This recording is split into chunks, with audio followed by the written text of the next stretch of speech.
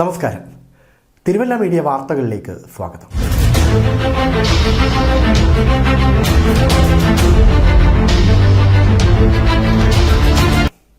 യുവാവിന്റെ ജനനേന്ദ്രിയം കടിച്ചുപറിച്ച കേസിൽ അറസ്റ്റിലായ തിരുവല്ല കുറ്റപ്പുഴ സ്വദേശി സുബിൻ അലക്സാണ്ടറിനെ കാപ്പ നിയമപ്രകാരം കരുതൽ തടങ്കലിലാക്കി.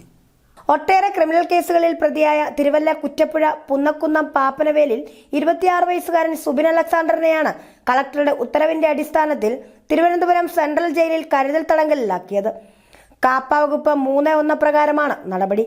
മാവേലിക്കര സബ് ജയിലിൽ റിമാൻഡിൽ കഴിഞ്ഞു വന്ന ഇയാളെ ഇന്നലെ തിരുവനന്തപുരം സെൻട്രൽ ജയിലിൽ എത്തിച്ചു. 2018 മുതൽ തിരുവല്ല കീഴ്വായ്പൂർ പോലീസ് സ്റ്റേഷനുകളിലായി 14 ക്രിമിനൽ കേസുകളിൽ പ്രതിയാണ് സുബിൻ. ഈ വർഷം ജൂണിൽ ഇയാൾക്കെതിരെ കരുതൽ തടങ്കലിനുള്ള ശുപാർശ ജില്ലാ പോലീസ് മേധാവി സമർപ്പിച്ചിരുന്നു. 2022 കാപ്പ വകുപ്പ് 15 അനുസരിച്ച് തിരുവനന്തപുരം റേഞ്ച് DIGയുടെ ഉത്തരവ് പ്രകാരം 6 മാസം ജില്ലയിൽ നിന്നും ഇയാളെ പുറത്താക്കിയിരുന്നു. News desk Thiruvalla media.